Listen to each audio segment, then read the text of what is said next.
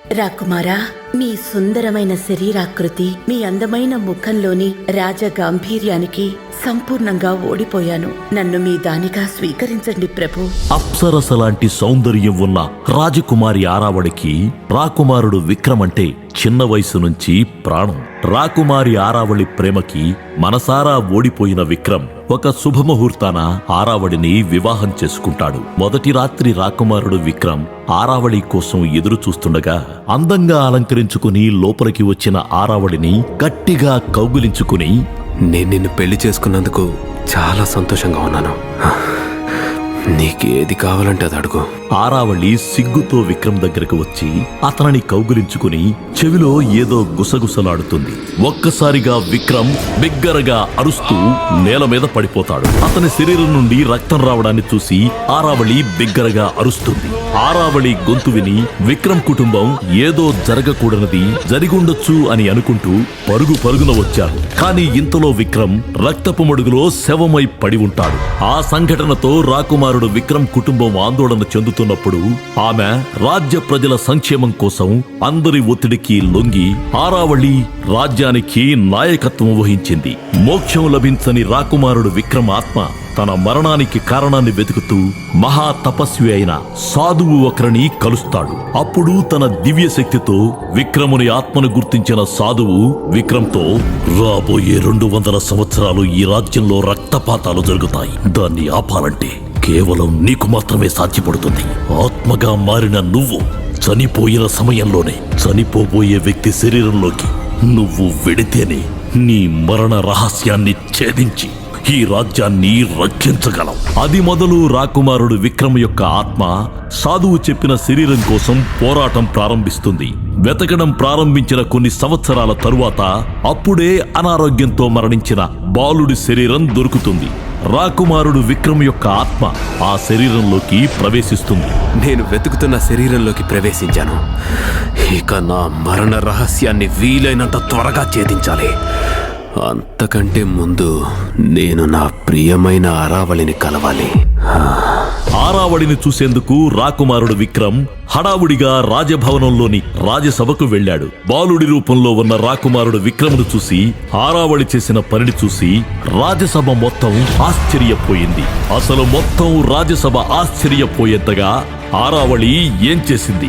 బాలుడి రూపంలో ఉన్న రాకుమారుడు విక్రమ్ను ఇప్పుడు రాజమాత అయిన ఆరావళి అంగీకరిస్తుందా? మరో 200 ఏళ్ల పాటు రాజ్యంలో జరగబోయే రక్తపాతాన్ని అస్వస్థతకు గురి అయిన బాలుడి శరీరంలో ఉన్న రాకుమారుడు విక్రమ్ ఎలా అడ్డుకుంటాడు? అప్పటిదాకా బతికుంటాడా? ఆరావళి ప్రేమతో చెవిలో ఏదో గుసగుసలాడుతుండగా రాకుమారుడు విక్రమ్ రహస్యంగా ఎలా మరణించాడు? 200 సంవత్సరాల నుంచి కుందన రాజ్యాన్ని పాలిస్తున్న ఆరావళి తరగని అందం, పెరగని వయస్సు, చెరగని సొగసుతో చావు కూడా లేకుండా చుట్టూ ఉన్న 9 రాజ్యాలను గుప్పిట్లో పెట్టుకుని అందరినీ శాసిస్తోంది. మహారాణి ఆరావళి చావును ఎలా జయించిందో తెలుసుకోవాలనే క్రమంలో ఎందరో తమ ప్రాణాలు కూడా పోగొట్టుకున్నారు. తరాలు మారుతున్నా మహారాణి నిత్య యవ్వన రహస్యాన్ని ఏ తరంలోని వారు కూడా కనిపెట్టలేకపోయారు. ఆ రాజ్యంలో ఆరావళి చెప్పిందే ధర్మం, చేసిందే న్యాయం. తనకు ఎదురు తిరిగే ధైర్యం భూలోకంలోనే ఎవ్వరికీ లేదు. అయితే ప్రతిరోజు రాత్రి ఎంతో ప్రశాంతంగా ఆదమరిచి నిద్రపోయే ఆరావళి ఆ రోజు అకస్మాత్తుగా నిద్రలోంచి లేచింది. ఏదో పీడకల రావడంతో ఆమె శరీరం చెమటతో తడిచిపోయింది. గడిచిన 200 సంవత్సరాల కాలంలో ఆరావళి ఏ రోజు ఇంతలా కలవరపాటుకు గురికాలేదు. గత కొన్ని రోజుల నుంచి ఆమెను ఓ పీడకల వెంటాడుతూ నిద్రకు దూరం చేస్తోంది. నిద్రలోంచి లేచి మంచం దిగి మంచినీళ్లు తాగిన ఆరావళి మందిరం బయటకు వెళ్లి ఆకాశంలో ఉన్న నిండు చంద్రుణ్ణి చూస్తూ నిలబడింది. అసలేమైంది? నాకు ఏం జరుగుతోంది? ఎవ్వరో నాతో ఏదో చెప్పాలనుకుంటున్నారు, అదేంటి అని మనసులో అనుకుంటూ ఆకాశం వంక చూసింది. నల్లటి మేఘాల ఆవల ఉన్న తెల్లటి నక్షత్రాలు ఒక్కసారిగా భూమి మీదకి దిగొచ్చినట్టు ఆకాశం నుంచి ఓ స్వరం వినిపించింది. ఆరావళి, నువ్వు చేసిన పాపం పండే రోజు దగ్గరలోనే ఉంది. జాగ్రత్తగా ఉండు. ఎవ్వరినీ నమ్మొద్దు. కాలాలు మారినట్టే మనుషులు కూడా మారుతూ ఉంటారు. నీకు బాగా తెలిసిన మనుషులే నిన్ను మోసం చేస్తారు అని మాటలు వినిపించాయి. ఆ మాటలు వినగానే ఆరావళి మొహం రౌద్రంగా మారిపోయింది. నన్ను మోసం చేస్తారా? ఈ సువిశాల రాజ్యంలో అంత ధైర్యం ఎవరికుంది అంటూ అహంకారంతో ఆమె పెదవులు విచ్చుకున్నాయి. అలా అనుకోవద్దు. కొన్నిసార్లు కొన్ని ప్రత్యేక పనుల కోసం కొందరు మనుషులు మళ్లీ పుడుతూ ఉంటారు అంటూ ఆ స్వరం నవ్వింది. ఆ మాటలకు కొద్దిగా ఆశ్చర్యపోయిన ఆరావళి పెద్దగా నవ్వుతూ, నా పేరు ఆరావళి, నేను అవనికే రాణి, ఈ భూగోళాన్ని ఏలే దేవతని నేనే, మృత్యువు కూడా నా దరి చేరదు అని గర్వంగా గట్టిగా అంది. అప్పుడే ఆరావళికి వినిపించే స్వరంలో మార్పొచ్చింది. పెద్ద నవ్వు వినపడింది. ఆ నవ్వు శబ్దం కాసేపయ్యాక మాయమైపోయింది. అదే రోజు రాత్రి సూర్యుడు అస్తమించి 6 గంటలు పూర్తయిన వేళ నిద్ర రాక ఆలోచిస్తూ పడుకుని ఉన్నాడు విక్రమసింహ. అతని పక్కనే కూర్చుని, ఎలా ఉంది కన్నా నీకు అని దుప్పటి కప్పుతూ అడిగింది తల్లి భాగ్యలక్ష్మి. రేపు పోటీకి నన్ను కూడా తీసుకెళ్తావు కదమ్మా? ఈసారి నేను వీరముద్ర పొంది తీరుతానమ్మా, నన్ను తీసుకెళ్లమ్మా అని అడిగాడు విక్రమసింహ. 15 సంవత్సరాల నుంచి తీసుకెళ్లి అవమానపడింది చాలదా? అసలే నీ ఆరోగ్యం బాగోలేదు, విశ్రాంతి తీసుకో అని నీళ్లు నిండిన కళ్లతో చెప్పింది భాగ్యలక్ష్మి. నాలాంటి కొడుకుని కన్నందుకే కదా నీకీ అవమానాలు కష్టాలు, నేను పుట్టకపోయినా బావుండేది అంటూ ఏడుస్తున్నాడు విక్రమసింహ. అలా అనుకు నాన్నా, నా జీవితంలో నాకు దక్కిన అతిపెద్ద బహుమతివి నువ్వే, నాకంటూ ఉన్నది నువ్వే అని కన్నీళ్లు తుడుచుకుని పైకి లేచిన భాగ్యలక్ష్మి, ఏమీ ఆలోచించకుండా పడుకో, రేపు వైద్యులొచ్చి కొత్త మందులు ఇస్తామన్నారు అని చెప్పి అక్కడి నుంచి వెళ్ళిపోయింది. భాగ్యలక్ష్మి నందరాజ్యాన్ని పాలించే రాజుకు 8వ భార్య. అయినా కూడా ఆమెకు రాణి హోదా దక్కలేదు. తనకు పుట్టిన కొడుకు అనారోగ్యంతో ఉన్న కారణంగా ఆమె సవతులు అవమానాలు చేస్తూ ఉంటారు. అందుకే కొడుకు త్వరగా కోలుకోవాలని ప్రతి క్షణం తాపత్రయపడుతూ ఉంది. కాని ఆమె కోరికను తీర్చకుండానే విక్రమసింహ చనిపోయాడు. ఆ గదిలో నుంచి భాగ్యలక్ష్మి వెళ్లిన 10 నిమిషాలకే అతను చనిపోయాడు. అప్పుడే వాతావరణంలో ఒక్కసారిగా పెను మార్పులు చోటు చేసుకున్నాయి. ఉరుములు మెరుపులతో ఆకాశం బద్దలవుతుందేమో అన్నట్టుగా ఉంది. దీపాలన్నీ ఆరిపోవడంతో అక్కడంతా చీకటిగా ఉంది. ఆ చీకటిలో మిణుకు మిణుకుమంటూ ఒక వెలుగు విక్రమసింహ గదిలోకొచ్చింది. సరాసరి విక్రమసింహ శరీరంలోకి ఆ వెలుగు చొచ్చుకుపోయింది. దాంతో అతడు కళ్ళు తెరిచాడు. అయితే అది అనారోగ్యవంతుడైన విక్రమసింహ కాదు. 200 సంవత్సరాల క్రితం ఒక దుర్మార్గురాలి కపట మోసంతో చనిపోయిన మేరు రాజ్య యువరాజు విక్రమ్ ఆత్మ అది. ఇప్పుడు అతను చేరుకున్న శరీరం పేరు కూడా విక్రమే కావడం అతనికి కలిసొచ్చింది. ఇదిలా ఉంటే ఆకాశవాణి హెచ్చరికను విన్న ఆరావళికి అనేక సందేహాలు కలిగాయి. ఆ సందేహాలతోనే మళ్లీ మందిరంలోకి వెళ్లి మంచం మీద పడుకుంది. కళ్ళు మూసుకుని నిద్రలోకి వెళుతుండగా 200 సంవత్సరాల క్రితం జరిగిన సంఘటన కళ్ల ముందు కనిపించింది. ఆరావళి, ఈ రోజు నువ్వు చాలా అందంగా ఉన్నావు. ఇంత అందం నాది కాబోతున్నందుకు నాకు చాలా సంతోషంగా ఉంది అంటూ ఆరావళిని దగ్గరకు తీసుకుని ఆమె చెంప మీద ముద్దు పెట్టాడు మేరు రాజ్య యువరాజు విక్రమ్. వాళ్ళిద్దరూ ఉద్యానవనంలో సేద తీరుతున్నారు. ఆరావళి, విక్రమ్ ఇద్దరూ చిన్నప్పటినుంచి స్నేహితులు. ఆరావళి తండ్రి పుంగమిత్రుడు, విక్రమ్ తండ్రి అమోఘరుద్రుడు మంచి స్నేహితులు కావడంతో ఆరావళి, విక్రమ్ల మధ్య స్నేహం కుదిరింది. ఈ ఇద్దరూ అన్ని యుద్ధ విద్యలు నేర్చుకున్నారు. ప్రతి యుద్ధ విద్యలోనూ విక్రమ్తో పోటీ పడుతూ ఉండేది ఆరావళి. ఆ పోటీతత్వమే విక్రమ్కు బాగా నచ్చేది. ఇలా ఇద్దరి అభిప్రాయాలు ఒకటవడంతో వారి జీవితాలను ఒకటి చేయాలని వాళ్ల తండ్రులు అనుకున్నారు. ఆరావళి, విక్రమ్ల మధ్య ప్రేమ కుదిరింది. అందుకే విక్రమ్ ముద్దు పెట్టగానే అతని వైపు మొహం తిప్పిన ఆరావళి ఆకాశంలో చంద్రుణ్ణి చూస్తూ ఇంకా సమయం అవలేదు అని నిశ్చయించుకుని తను కూడా విక్రమ్ చెంప మీద ముద్దు పెట్టింది. దాంతో విక్రమ్లో కోరికలు రగిలాయి. అతని శరీరం వేడెక్కింది. ఆ వేడిని ఆరావళికి కూడా అందివ్వాలని ఆమె మీద కొరుగుతూ పెదవులను అందుకోబోయాడు. అప్పుడామె అతనికి దూరం జరుగుతూ కావాలంటే పట్టుకో అన్నట్టుగా ఇంకా దూరం దూరం జరుగుతోంది. అలా ఇద్దరూ ఒకరి మీద ఒకరు వాలిపోయారు. అతడికి ఆమె పెదవులు దొరికేశాయి. ఆ పెదవుల తడి తగిలి ఆరావళికి మత్తెక్కుతోంది. అప్పుడే ఆకాశంలో ఒక మెరుపు మెరిసింది. అప్పటిదాకా దానికోసమే ఎదురుచూస్తున్న ఆరావళి అదే సమయం అనుకుని తన చేతుల్లో ఉన్న కత్తిని తీసి విక్రమ్ వీపు మీద గట్టిగా పొడిచింది. అంతే, అమ్మా అంటూ ఆరావళి మీద నుంచి పక్కకు పడిపోయాడు. చేతిలో కత్తితో, కళ్లల్లో కసితో, మొహం మీద నవ్వుతో, విజయ గర్వంతో ఊగిపోతున్న ఆరావళిని చూసి విక్రమ్ ఆశ్చర్యపోయాడు. ఆరావళి తననెందుకు చంపేస్తోందో అర్థం కాక ఆశ్చర్యపోతుండగా మరో పోటును కడుపులో దించింది ఆరావళి. అంతే, అతడి శరీరం నేల మీద పడిపోయి ఆత్మ గాల్లో కలిసిపోయింది. అతడు చనిపోయాడు. 200 సంవత్సరాల క్రితం తన ప్రియుడు విక్రమ్ని మోసం చేసి దొంగ దెబ్బ తీసి ప్రాణాలు తీయడంతో ఆమె విజయ ప్రస్థానం మొదలైంది. ఆ విజయ పరంపర ఈ రోజు వరకు నిర్విఘ్నంగా సాగిపోతోంది. పెరగని వయస్సు, తరగని అందంతో ఎన్నో కుయుక్తులతో చుట్టూ ఉన్న 9 రాజ్యాలను గెలుచుకున్న ఆరావళి వాటిని సామంత రాజ్యాలుగా కుందన రాజ్యాన్ని పాలిస్తూ ఉంది. ఏళ్లు గడుస్తున్న కొద్దీ ఆమె చుట్టూ ఉన్నవారు వయసైపోవడంతో ఒక్కొక్కరుగా మరణిస్తూ ఉన్నారు. చూస్తూ ఉండగానే 200 సంవత్సరాలు గడిచిపోయాయి. కాలం గడిచే కొద్దీ ఆమె శక్తి పెరుగుతూ ఉంది కానీ తగ్గలేదు. ఆమె జోలికి వెళ్లాలన్నా కూడా భయమేసి పక్క రాజ్యాల రాజులు ఆమెకు సామంత రాజులుగా ఉండిపోయారు.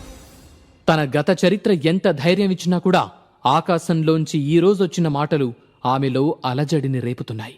ఆ ఆలోచనల మధ్యే ఆరావళి నిద్రలోకి జారుకుంది. అయితే ఆరావళి చేతిలో చనిపోయిన విక్రమ్కు ఒక అనుమానం మిగిలిపోయింది. తనను ఆరావళి ఎందుకు చంపిందనేది విక్రమ్కు అర్థం కాలేదు. అది తెలుసుకోవడం కోసమే ఇప్పుడు 200 సంవత్సరాల తరువాత నందరాజ్యంలోని భాగ్యలక్ష్మి కొడుకైన విక్రమసింహ శరీరంలోకి ప్రవేశించాడు.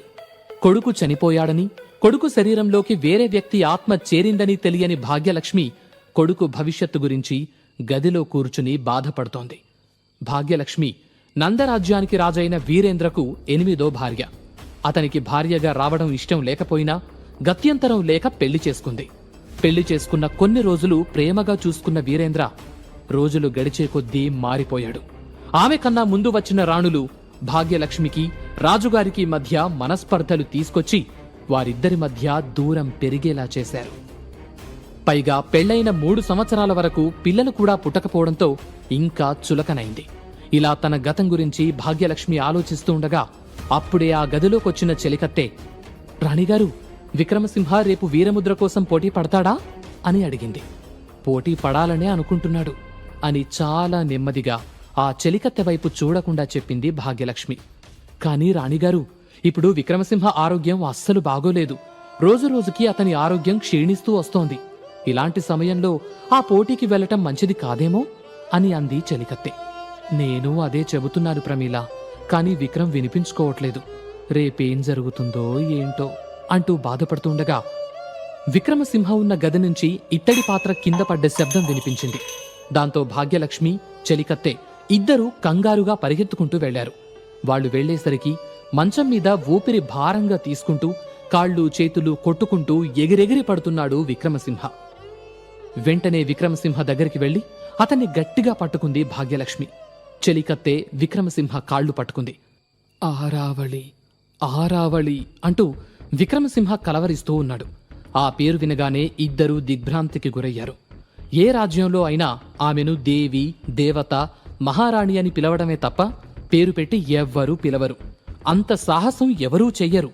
అలాంటిది విక్రమసింహ అలా పిలవడంతో ఇద్దరూ ఒకరి మొహాలు ఒకరు చూసుకున్నారు. వెళ్ళి వైద్యుని పిలుచుకురమ్మంటారా అని అడిగింది చెలికత్తె. వద్దు, కాసేపు చూద్దాం అంటూ విక్రమసింహ నుదుటి మీద చెయ్యి పెట్టి సముదాయిస్తూ ఉంది భాగ్యలక్ష్మి. ఆమె చేతి స్పర్శ తగలగానే అతడు కాస్త కుదుటపడ్డాడు. ఆరావళిని కలవరిస్తూనే మళ్లీ నిద్రలోకి జారుకున్నాడు. అది గమనించిన భాగ్యలక్ష్మి చెలికత్తెని పంపించేసి తనొక్కతే అక్కడ కూర్చుంది. కొన్ని గంటల తర్వాత నెమ్మదిగా కళ్ళు తెరిచిన విక్రమ్ లేవడానికి ప్రయత్నం చేస్తున్నాడు. ఆ అలికిడి వినిపించడంతో భాగ్యలక్ష్మి కూడా నిద్రలేచి అతనికి సాయం చేయడానికి చేతులు పట్టుకోబోయింది. అప్పుడే ఆమె వంక చూసిన విక్రమసింహ కొద్దిగా ఆశ్చర్యపోయాడు. ఎందుకంటే ఇన్నాళ్లు ఆత్మగా తిరిగి ఇప్పుడు కొత్త శరీరం వెతుక్కున్న విక్రమ్కి ఆమెవరో తెలీదు. కాని తనకు సాయం చేయడానికి సిద్ధమైంది కాబట్టి అమ్మే అయ్యుంటుంది అనుకుని, పర్వాలేదమ్మా, నేను లేవగలను అంటూ లేచి స్నానం చేయడానికి వెళ్ళాడు.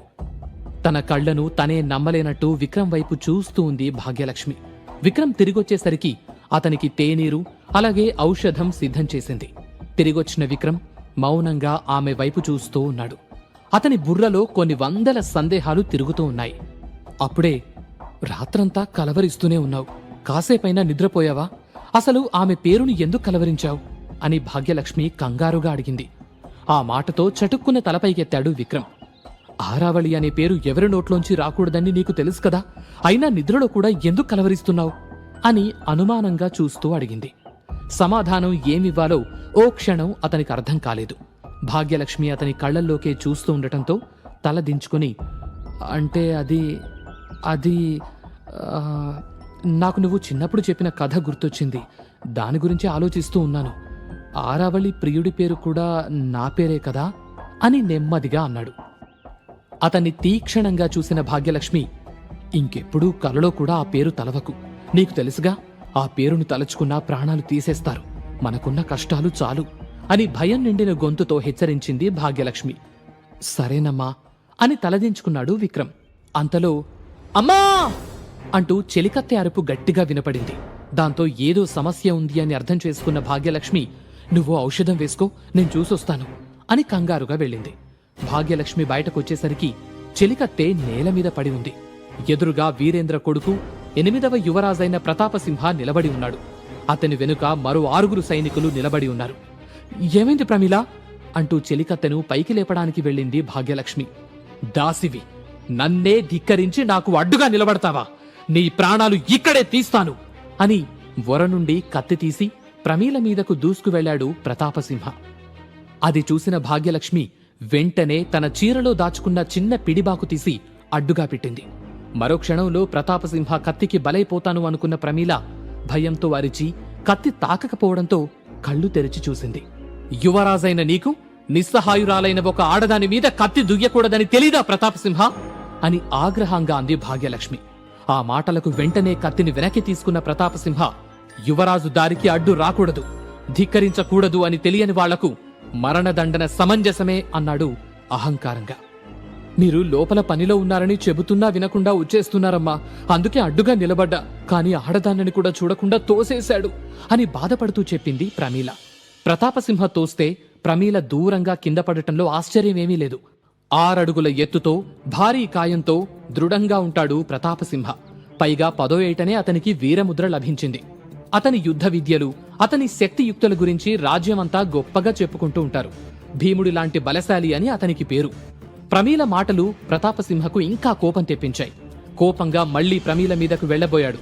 కాని అతన్ని అడ్డుకున్న భాగ్యలక్ష్మి, ఇది నా అంతఃపురం, ఇక్కడ శిక్షించే అధికారం, ఆజ్ఞాపించే అధికారం నాకే ఉంది అంటూ ప్రమీలను పైకి లేపుతుండగా, అది నిన్నటి వరకు, ఈ రోజు ఉదయం నుండి ఇది మా అంతఃపురం, మిమ్మల్ని అంతఃపురం ఖాళీ చేయమని మొదటి రాణిగారి ఆజ్ఞ అంటూ రాజముద్రతో ఉన్న లేఖను భాగ్యలక్ష్మికి అందించాడు ప్రతాపసింహ. అది అందుకున్న భాగ్యలక్ష్మి మొత్తం చదివి ముఖం మార్చుకుంది. సరే, మాకు 2 రోజులు సమయం ఇవ్వండి, మేము వెళ్ళిపోతాం అంది. అంతకు మించి ఏం చెప్పాలో ఆమెకు తెలియలేదు. దానికి అవకాశమే లేదు, వెంటనే ఈ అంతఃపురాన్ని ఖాళీ చేయాల్సిందే అని కాస్త కటువుగా అన్నాడు ప్రతాపసింహ. అతని మాట తీరుకి కోపం వచ్చినా నిస్సహాయ స్థితిలో ఏం చెయ్యాలో అర్థం కాక, ప్రతాప్, ఒక్కసారి ఆలోచించు, ఇప్పటికిప్పుడు ఖాళీ చేయాలంటే ఎలా ఉంటుంది అని ఇంకా ఏదో చెప్పబోతుండగా, వాళ్లను మనం బ్రతిమిలాడాల్సిన అవసరం లేదమ్మా అన్న విక్రమ్ మాటలు వెనక నుండి వినపడ్డాయి. ఒక్కసారిగా అందరి చూపులు అతని వైపు మళ్లాయి. గుమ్మంలో నిల్చుని తలుపును ఆసరాగా చేసుకుని నిలబడి ఉన్నాడు విక్రమ్. అతని కళ్ళు నిప్పు కణికల్లా ఎర్రగా ఉన్నాయి. అయ్యో విక్రమ్, నువ్వెందుకొచ్చావు? వెళ్ళి విశ్రాంతి తీసుకో, నేను చూసుకుంటాను కదా అంటూ కంగారుగా అతని దగ్గరకు పరిగెత్తుకుంటూ వెళ్ళింది భాగ్యలక్ష్మి. విక్రమసింహను చూసిన ప్రతాపసింహ, ఓహో, నా తమ్ముడు గారు ఇంకా బ్రతికే ఉన్నారా? పైగా లేచి నిలబడుతున్నారు. ఓహ్, ఆరిపోయే దీపానికి వెలుగెక్కువ కదా అని వెటకారంగా నవ్వాడు. అతనికి తోడుగా అతని వెనక వచ్చిన సైనికులు కూడా నవ్వారు. ప్రతాప్ అని కోపంతో గట్టిగా అరిచింది భాగ్యలక్ష్మి. ఆ అరుపు వినేసరికి నవ్వాపి కోపంగా చూశాడు ప్రతాపసింహ. పనికిరాని ఒక కొడుకును కని మా రాజవంశం పరువు తీసిన నీకు అంత పొగరు పనికిరాదు. మీకు ఈ రాజప్రాసాదంలో స్థానమే లేదు. మీ స్థానం ఇక బానిసల స్థలంలోనే. పొండి ముందుకన్నుంచి అని అరిచాడు ప్రతాపసింహ. అతని మాటలు అంతఃపురం అంతా మారుమోగాయి. అతని మాటలకు కోపం, ఆవేశం, ఉద్రేకం తన్నుకొచ్చినా విక్రమసింహ పరిస్థితి తలుచుకుని భాగ్యలక్ష్మి మౌనంగా ఉండిపోయింది. అయితే విక్రమ్కు మాత్రం పట్టరాని కోపం వచ్చింది. ఆ క్షణమే కత్తి తీసి ప్రతాపసింహ తల నరికెయ్యాలి అనిపించి అడుగు ముందుకు వేశాడు. కాని అతని శరీరం సహకరించక ముందుకి తూలి పడిపోయాడు. అతనలా పడిపోవడం చూసి ప్రతాపసింహ అతని సైనికులు పగలబడి నవ్వుతున్నారు. భాగ్యలక్ష్మి వచ్చి పైకి లేపుతుంటే వద్దు అని తనకు తానుగా పైకి లేచి నిలబడ్డ విక్రమసింహ, చూడు ప్రతాపసింహ, ఈ నవ్వులు, ఈ అవమానం అన్నీ గుర్తుపెట్టుకో. ఈసారి వీరముద్రను నేను సంపాదిస్తున్నా. అవమానపడిన చోటే గౌరవం పొందుతాను అని కోపంగా అన్నాడు విక్రమ్. అతని మాటలకు, అతని నమ్మకానికి భాగ్యలక్ష్మే కాదు, మిగిలిన వారు కూడా ఆశ్చర్యపోతూ అతని వైపు చూస్తూ ఉన్నారు. రాజప్రాసాదం ఖాళీ చెయ్యాలని ప్రతాపసింహ చెప్పడంతో అతన్ని నరికేయాలి అనుకుని పైకి లేచి కింద పడిపోతాడు విక్రమసింహ. దాంతో అక్కడున్న అందరూ నవ్వుతారు. ఆ అవమానాన్ని చూడలేక విక్రమసింహను తీసుకుని అక్కడ్నుంచి వెళ్లిపోతుంది భాగ్యలక్ష్మి. తామున్న ప్రదేశాన్ని ఖాళీ చేసి చెలికత్తెల కోసం ఏర్పాటు చేసిన భవనంలోకి వెళ్ళింది భాగ్యలక్ష్మి. అలాంటి ప్రదేశంలో ఉండటానికి ఒక రాణి, యువరాజు రావటం అందరిలో పెద్ద చర్చకు దారితీసింది. ఈ యువరాజులు చేసే దారుణాలు ఇంకెన్ని రోజులు భరిస్తారమ్మా? ఎందుకు మౌనంగా ఉంటున్నారింకా అని ఉండబట్టలేక అడిగింది ప్రమీల. ఏం చేయమంటావ్? నీకు తెలియని విషయాలు కొత్తగా ఏమైనా ఉన్నాయా? పరిస్థితులు మనకు అనుకూలంగా లేనప్పుడు మనం ఒక అడుగు వెనక్కి వేయడంలో తప్పేం లేదు ప్రమీల అని అంది భాగ్యలక్ష్మి. మీరు కూడా ఈ రాజ్యానికి రానే, అదెందుకు మర్చిపోతున్నారు అని మళ్లీ అడిగింది ప్రమీల. ఇప్పుడు నాకు ఆ హోదాలు ముఖ్యం కాదు, నా కొడుక్కి తల్లిగా ఉండి వాడి బాగోగులు చూడ్డం ముఖ్యం అని ఒక పక్కగా ఉన్న చెక్క మంచం మీద దుప్పటి వేసింది భాగ్యలక్ష్మి. మీరిలా తలవంచుతూ ఉండబట్టే వారి ఆటలు సాగుతున్నాయి అని బాధపడుతూ ప్రమీల అనగానే, తలెత్తుకునే రోజు వస్తుంది, ఆ రోజు నేను తల వంచటానికి కారణమైన ప్రతి ఒక్కరికి సమాధానమిస్తాను అని కాస్త గట్టిగా అంది భాగ్యలక్ష్మి. ఇకపోతే విక్రమసింహ శరీరం ఇంకా చాలా బలహీనంగా ఉంది. తల్లికి సహాయం చెయ్యాలని ఉన్నా కూడా చెయ్యలేక నిస్సహాయంగా ఒక పక్కన కూర్చుని చూస్తూ ఉన్నాడు. ఆ ఇంట్లో ఒక చెక్క మంచం తప్ప మరేమీ లేకపోవడంతో ప్రమీలకు బాధగా అనిపించింది. దాంతో ఇక్కడుండమనడమే తప్పంటే కనీస అవసరాలకు ఏమీ ఏర్పాట్లు చేయకపోవడమేంటమ్మా? మీరన్నా అడగాలి కదా అని అంది. మనవున్నాయి కదా, ఒక్కొక్కటి నెమ్మదిగా తీసుకొద్దాం అని భాగ్యలక్ష్మి నెమ్మదిగా అనగానే, సరే, నేను ఎవరినైనా సహాయానికి పిలిచి అవన్నీ తీసుకొస్తాను, అలాగే ఆహారం ఏర్పాటు చేస్తాను అని భారంగా అక్కడ్నుంచి కదిలింది ప్రమీల. దూరంగా కూర్చుని ఏదో ఆలోచనలో ఉన్నాడు విక్రమసింహ. అతన్ని చూసిన భాగ్యలక్ష్మి, నువ్వు ఇవేవీ ఆలోచించక నాన్నా, కాస్త విశ్రాంతి తీసుకో, వైద్యుడొస్తారు అని చెప్పి అతనికి నీళ్లందించింది. నాకిప్పుడు పర్వాలేదమ్మా, బానే ఉన్నాను అని విక్రమసింహ అనగానే బయట నుండి డప్పుల శబ్దం వినిపించింది. మరికొద్ది క్షణాల్లో పోటీ మొదలవబోతోంది అనేదానికి గుర్తుగా డప్పులు కొడుతున్నారు.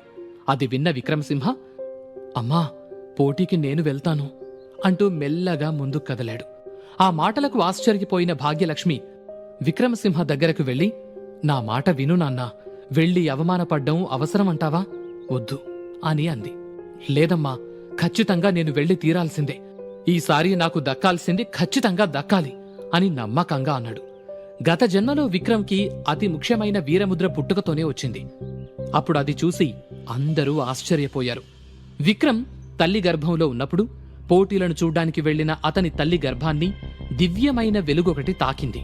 ఆ సమయంలో ఆమెలో ఏ మార్పు లేకపోయినా పుట్టిన బిడ్డకు ఆ గుర్తు ఉండటం చూసి ఆ రోజు ఆ దివ్య వెలుగు తల్లిని తాకింది కడుపులో బిడ్డ కోసమే అని అనుకున్నారు. దానికి తగ్గట్టు విక్రమ్ కూడా చిన్నతనం నుండే గురువులను కూడా ఆశ్చర్యపరిచేలా అన్ని విద్యల్లో ఆరితేరాడు. అతన్ని నేరుగా గెలవగలిగే వీరుడు ఆ సమయంలో ఈ భూలోకంలోనే లేడని అనుకునేవారు. ఇప్పుడు కూడా అతనికి ఒక్కటే నమ్మకం, శరీరాన్ని అదుపులోకి తెచ్చుకుంటే మళ్లీ పాత నైపుణ్యం తిరిగొస్తుంది అని. పైగా పోటీకి వెళితే ఈ జన్మలో తనున్న ఈ శరీరానికి కూడా ఏదో ఒక గుర్తొస్తుందని, దానివల్ల తన తల్లి సంతోషపడుతుంది, 10 మంది ముందు ఆమెకు గౌరవంగా ఉంటుంది అనిపించింది. అందుకే పట్టుబట్టాడు. భాగ్యలక్ష్మి ఏమనుకుందో ఏమో కాని, సరే వెళ్దాం, కాసేపు విశ్రాంతి తీసుకో, ఈలోపు నేను కావలసినవి సిద్ధం చేస్తాను అని చెప్పింది. కళ్ళు మూసుకుని ఆలోచిస్తూ ఉన్నాడు విక్రమ్. వెళ్తే నిజంగా వీరముద్రొస్తుందా? ఒకవేళ ఈ శరీరానికి ఆ అర్హత లేదని రాకపోతే ఎలా? తల్లిపడే బాధను చూడగలనా అనుకుంటూ ఉన్నాడు. మరోపక్క పోటీ కార్యక్రమాలకు సన్నాహాలు చాలా భారీగా జరుగుతున్నాయి. ఆరావళి అధీనంలో ఉన్న రాజ్యాల నుంచే కాక చాలా రాజ్యాల నుంచి కూడా ప్రజలు వస్తూ ఉన్నారు. అప్పటికే ఆరావళి అక్కడికి చేరుకోవడంతో అందరూ చాలా జాగ్రత్తగా ఏర్పాట్లు పరిశీలిస్తూ ఉన్నారు. చాలా మంది తల్లిదండ్రులు తమ పిల్లలకు ఆ వీరముద్ర వస్తుందా రాదా అనే సందేహంతో ఉన్నారు. మరోపక్క ఆరావళి అంతరంగిక సైన్యం ఆ ప్రదేశాన్ని పూర్తిగా తమ అధీనంలోకి తీసుకుని వచ్చిన ప్రతి ఒక్కరిని డేగ కళ్లతో పరిశీలిస్తూ ఉంది. మరికొద్దిసేపట్లో పోటీ ప్రారంభమవుతుందనగా నందరాజ్య మహారాణి కళావతితో మాట్లాడుతూ ఉంది ఆరావళి. మీ రాజుగారి ఆరోగ్య పరిస్థితి ఎలా ఉంది అని అడిగింది ఆరావళి. బానే ఉన్నారు, కోలుకుంటున్నారు, కాసేపట్లో వస్తారు అని కళావతి చెప్పగానే, మీ రాజ్యంలో ఈ మధ్య కొన్ని అనుకోని పరిస్థితులు ఎదురవుతున్నాయని విన్నాను అని అనుమానంగా అడిగింది ఆరావళి. విషయం తెలిసే కావాలని అడిగిందని అర్థం చేసుకున్న కళావతి, నిజమే, కొంతమంది ఎదురు తిరగడానికి ఆలోచనలు చేస్తున్నారు, వారికి బయట నుంచి సహాయం అందుతుందని తెలిసింది, అందుకే వారి కథ అక్కడితో ముగించేశాను అని చెప్పింది కళావతి. తప్పు చేశావు కళావతి అని కాస్త కోపంగా అంది ఆరావళి. ఆ కాస్త కోపానికే భయపడ్డ ఆ కళావతి, క్షమించాలి, మీకు ముందే చెప్పుండాల్సింది, కాని ఇంత చిన్న విషయానికి మీ సమయం ఎందుకు వృధా చేయటం అనిపించింది అని భయంగా అంది. విషయం చిన్నదా పెద్దదా అని కాదు, బొరియ నుండి తోక కనబడింది కదా అని వెంటనే తోక కత్తిరించకూడదు, కన్నేసుంచి తల ఎక్కడుందో వెతికి పట్టుకుని అప్పుడు తల కూడా తీసేయాలి అని కళ్ళు పెద్దవి చేస్తూ అంది. కళావతికి ఏం మాట్లాడాలో అర్థం కాలేదు. అలాగే, ఇకపైన మీరు చెప్పిందే అనుసరిస్తాను అని తల వంచుకుని చెప్పింది. అప్పుడే ఆ మందిరం బయట అడుగుల శబ్దం అవడంతో ఇద్దరూ మాటలు ఆపేశారు. అక్కడికొచ్చిన ప్రతాపసింహ తల వంచి ఇద్దరికీ అభివాదం చేసి, మీరు రావడానికి అక్కడ అన్నీ సిద్ధమయ్యాయి రాణిగారు అని అన్నాడు. ప్రతాపసింహ తల వంచి కూడా తనని చూడ్డానికి దొంగచూపులు చూస్తున్నాడని గమనించిన ఆరావళి, ప్రతాప్, తలెత్తి నన్ను చూడొచ్చు అంటూ నవ్వింది. ఆమె మాటలు వినేసరికి తడబడ్డ ప్రతాపసింహ, క్షమించండి మహారాణి అని తల దించుకునే చెప్పాడు. అతన్నలా చూసిన ఆరావళి రాణివైపు తిరిగి, మీ చెల్లెలి కొడుకు కదా అని అడిగింది.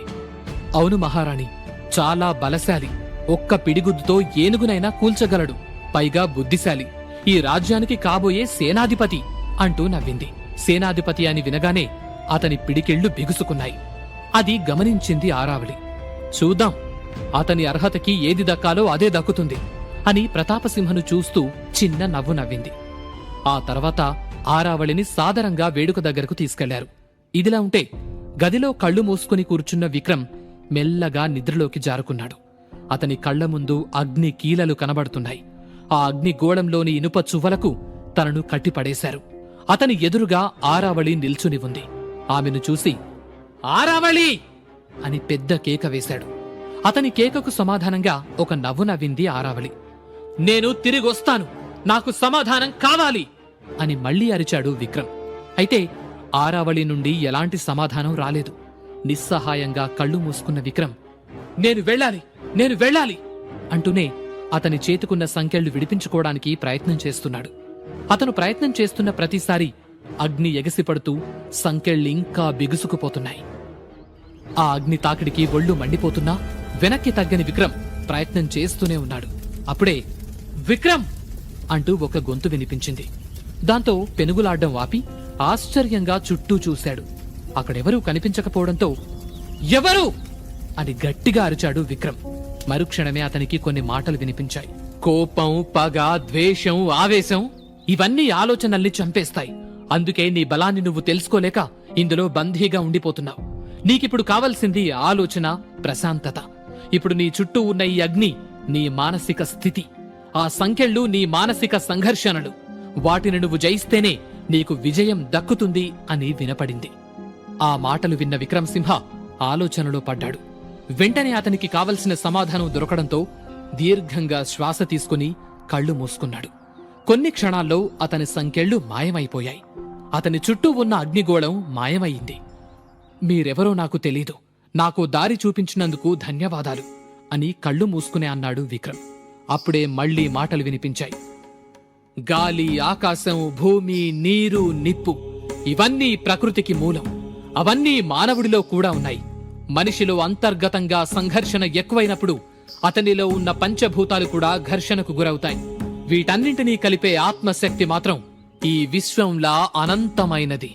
దానికి ఆది అంతం ఉండదు. అదంతా ఈ విశ్వ గమనాన్ని బట్టి ఉంటుంది. అలాంటి శక్తిని నీ నేర్పుతో ఎలా వాడుకుంటావనేది నీ మీదే ఆధారపడి ఉంది.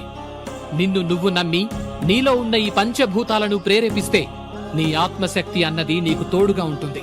అప్పుడు నువ్వు దేన్నైనా సాధించవచ్చు. నీ బలం నీ శరీరం కాదు, నీ ఆత్మ. ముందు అది తెలుసుకో. అని మళ్లీ చెప్పింది ఆ గొంతు. నీ సందేశం అమృత తుల్యం అంటూ చేతులెత్తి నమస్కరించాడు విక్రమ్. విజయోస్తు అంటూ అతన్ని దీవించి ఆ గొంతు మాయమైంది. అప్పుడే చల్లని గాలి అతని శరీరాన్ని తాకింది. మరుక్షణం అతని కుడిచేతి ఉంగరపు వేలికి ఒక ఉంగరం వచ్చింది. అతను దానివైపు చూస్తూ ఉన్నాడు. అంతలో ఆ ఇంట్లో వస్తువులు సర్దుతున్న ప్రమీల చేతి నుంచి ఒక గిన్నె జారిపడ్డంతో ఉలిక్కిపడి నిద్రలేచాడు విక్రమ్. చుట్టూ చూశాడు. భాగ్యలక్ష్మి, ప్రమీల, ఒక పనివాడు వస్తువులన్నీ సర్దుతూ ఉన్నారు. ఇది కళ లేక నిజమా? ఒకవేళ నా ఆత్మ బంధించబడి ఇన్ని సంవత్సరాల తర్వాత అలా విడుదలై వచ్చిందా? అసలు ఆత్మల్ని బంధించొచ్చా? బంధిస్తే ఎవరు బంధించుంటారు? అది నిజమైతే మరి విడుదలవటానికి సహాయం చేసిందెవరు అని ఆలోచిస్తూ తన కుడి చేతిని చూసుకున్నాడు. ఆశ్చర్యంగా అతని వేలికి కలలో కనిపించిన ఉంగరం ఉంది. అదే ఉంగరం అతనికి పోయిన జన్మలో కూడా ఉంది. ఆ ఉంగరాన్ని ఎప్పుడు ఎవరు పెట్టారో కూడా తెలీదు. కాని అతని తండ్రి ఎలాంటి పరిస్థితుల్లో అయినా ఉంగరాన్ని తీయొద్దని చెప్తూ ఉండేవాడు. చిత్రంగా అతను పెరుగుతూ ఉండగా అతనితో పాటు ఉంగరం కూడా ఆ వేలికి తగినట్లు పెరుగుతూనే ఉండేది. ఆ ఉంగరాన్ని ఎందుకు తీయొద్దు అని ఎన్నిసార్లు తండ్రిని అడిగినా సమయం వచ్చినప్పుడు నీకే అర్థమవుతుంది అనేవాడు తప్ప అంతకు మించి చెప్పేవాడు కాదు. విచిత్రంగా ఈ కల తర్వాత అతని చేతికి మళ్లీ ఉంగరం వచ్చింది. దానివైపు ఆశ్చర్యంగా చూస్తున్న విక్రమ్ దగ్గరికొచ్చిన భాగ్యలక్ష్మి, లేచావా అని అడిగి అతని చేతుకున్న ఉంగరాన్ని చూస్తూ ఇదెక్కడిది అని అడిగింది. తడబడ్డ విక్రమ్ తల్లికేమని సమాధానమివ్వాలో అర్థం కాక అటూ ఇటూ చూసి అంటే ఇక్కడ మంచం కింద కనిపించింది, బావుంది కదా అని పెట్టుకున్నాను అని అన్నాడు. ఆ ఉంగరం మెరుస్తూ త్రిశూలం గుర్తుతో ఉంది. బహుశా ఇంతకు ముందు ఇక్కడున్న ఎవరిదైనా అయ్యుండొచ్చు. ఇలా నువ్వు పెట్టుకోవడం మంచిది కాదు.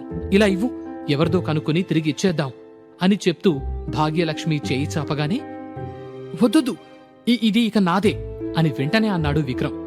ఆశ్చర్యంగా అతని వైపు చూసిన భాగ్యలక్ష్మి ఏదో మాట్లాడాలి అనుకుంది. కాని విక్రమ్ అడ్డుకుని, నాకిది నచ్చిందమ్మా, కావాలంటే ఇలాంటిదే ఇంకొకటి చేసిద్దాం అని అన్నాడు. కొడుకు అడిగింది కాదనలేక సరే అన్న భాగ్యలక్ష్మి, పోటీకి వెళ్తాం, సిద్ధంగా ఉండు అని చెప్పింది. పోటీ ప్రాంగణానికి చేరుకున్న ఆరావళి వీరభద్రుడి పూజ ముగించి బయటకొచ్చి ప్రజలకు అభివాదం చేసింది. అందరూ హర్షధ్వానాలతో ఆమెకు జేజేలు కొట్టారు. ఆ తర్వాత సరాసరి అగ్నిగుండం ముందుకు వెళ్లి అగ్నికి నమస్కరించింది.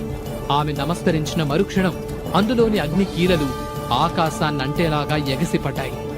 తనకు తెలియకుండానే అడుగులు వెనక్కి వేసింది ఆరావళి. ఆమె వెనక్కి జరుగుతున్న కొద్దీ అగ్నికీలలు ఆమెకు మరింత దగ్గరగా వస్తూ ఉన్నాయి. ఏం జరుగుతోందో తెలియక అందరూ ఆశ్చర్యపోతూ చూస్తూ ఉన్నారు. ఆ అగ్నిగుండంలోని అగ్ని ఎప్పటినుంచో వెలుగుతుందని ఎవరికీ తెలీదు. పూర్వం ఎప్పుడో ఒక పశువుల కాపరి ఈ దట్టమైన అడవిలో పశువులు తప్పిపోయాయని వెతుకుతూ వస్తే అతనికి ఒక అగ్నిగోళం కనబడిందట. అడవిలో ఆరిపోకుండా ఎటువంటి ఆసరా లేకుండా ఉన్న ఆ అగ్నిగోళం వైపు ఆశ్చర్యంగా చూస్తూ ఉండిపోయాడట. అతనలా బొమ్మలాగా నిలబడి చూస్తున్న సమయంలో అతనికి కొన్ని మాటలు వినిపించాయి. ఓ మనిషి, గుట్టల లోపల వీరభద్రుడు ఎదురు చూస్తున్నాడు, అతన్ని చేరి సేవించుకో అని వినిపించిన ఆ మాటలకు ఇదంతా దైవలీల అనుకుని నమస్కరించి వెనక్కి వెళ్లి తమ సమూహంలోని 9 మందిని వెంటబెట్టుకుని వచ్చి ఆ గుట్టను తవ్వి చూశాడట. 10 అడుగుల లోతున వీరభద్రుడి విగ్రహం బయటపడితే పక్కనే ఉన్న నీటితో అభిషేకించి పూజ చేసి ఆ అగ్నిగోళం ముందు ఆ 9 మంది ఒకేసారి 9 బలులిచ్చారట. ఆ క్షణం ఆ అగ్ని ఎగిసిపడ్డం ఆగిపోయి ప్రశాంతంగా దీపంలా వెలుగుతూ ఉందట. ఆ క్షణమే వారి చేతి మీద ఒక్కొక్కరికి ఒక్కో గుర్తు వచ్చిందట. అవేంటో ఎందుకొచ్చాయో వారికి అర్థం కాకపోవడంతో ఆ అగ్ని నుండి కొన్ని మాటలు వినిపించాయి. భయపడకండి, ఇవి మీ అర్హతను బట్టి, మీలోని అంతర్గత శక్తిని బట్టి మీకివ్వబడ్డ దివ్య శక్తులు. ఇకపైన ఈ శక్తులకు ఈ భూలోకంలో మీరే అధిపతులు. ప్రతి సంవత్సరం ఈ రోజు ఇలాగే స్వామిని సేవించిన వారికి ఇవి ఇవ్వబడతాయి. వచ్చిన గుర్తులను బట్టి వారు తమ విభాగంలో శిక్షణ పొంది వీరులుగా రూపొందాలి. వారే లోక రక్షకులుగా పేరు పొందుతారు అని వినిపించాయి. అది విని భక్తితో నమస్కరించి అక్కడి నుంచి వాళ్లు వెళ్లిపోయారు. అది అక్కడి వారు చెప్పుకునే కథ. అలాంటి అగ్నిగోళం నుండి ఇలా అగ్ని ఎగిసిపడ్డంతో ఇదేదో అపశకునంలాగా ఉందని అందరూ మాట్లాడుకుంటూ ఉన్నారు. ప్రజలను నిరాశకు గురిచేయటం ఇష్టం లేని ఆరావళి యథావిధిగా ఏమీ జరగనట్టు వెళ్లి బలిచ్చి ఇక పోటీ మొదలు పెట్టండన్నట్టు సైగ చేసి వెళ్లి తన స్థానంలో కూర్చుంది. కలలో కలవరపాటు. ఇప్పుడు అగ్ని ఆకాశానికి ఎగిసి తనని తాకాలని ప్రయత్నం చేయటం దేనికి సంకేతం అని ఆలోచిస్తూనే అక్కడ జరిగేదంతా గమనిస్తూ ఉంది ఆరావళి. ఆ ఆలయంలో అప్పటికే కొంతమంది వీరభద్రుడి ముందున్న అగ్నిగుండం చుట్టూ ప్రదక్షిణ చేసి తాము తీసుకొచ్చినవి బలివ్వడానికి సిద్ధంగా ఉన్నారు. ఆరావళి సైగ చేయడంతో బలివ్వడం మొదలుపెట్టారు.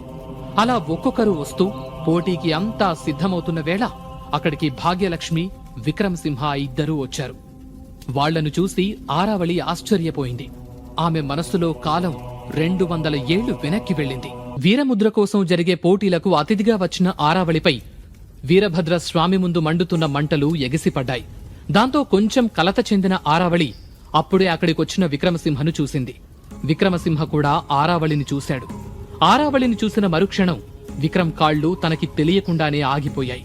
అది గమనించిన భాగ్యలక్ష్మి ఏమైందన్నట్టు చూసి అతను చూస్తున్న వైపే చూసి అక్కడ ఆరావళి ఉండటంతో కంగారుపడి విక్రమ్ అని పిలిచింది. ఒక్కసారిగా ఉలికిపడ్డాడు విక్రమ్.